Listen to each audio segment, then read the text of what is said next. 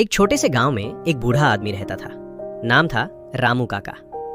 रामू काका बहुत गरीब थे। फटे पुराने कपड़े, कच्चा घर और आंखों में चिंता की लकीरें। उनकी एक ही बेटी थी, गीता, और उसकी शादी की जिम्मेदारी रामू काका के पास पैसे नहीं थे, पर उनके पास एक चीज थी, थोड़ी सी जमीन। वही जमीन जो उनके बाप दादा की निशानी थी।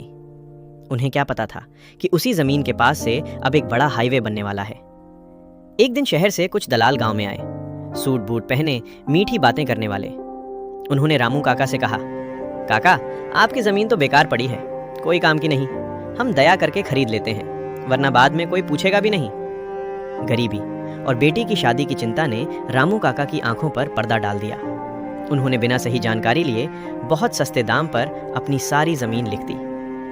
कुछ महीनों बाद गांव में बड़ी बड़ी मशीनें आईं, सड़क बननी शुरू हुई।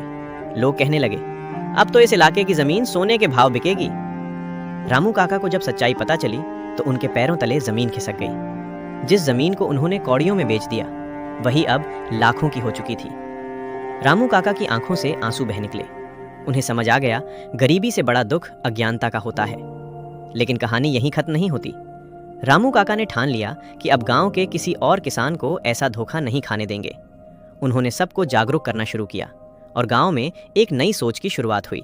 जानकारी अच्छी लगी हो तो लाइक और सब्सक्राइब जरूर करें, जिससे आप सभी को जमीन से जुड़ी नई और जरूरी जानकारी समय पर मिलती रहे।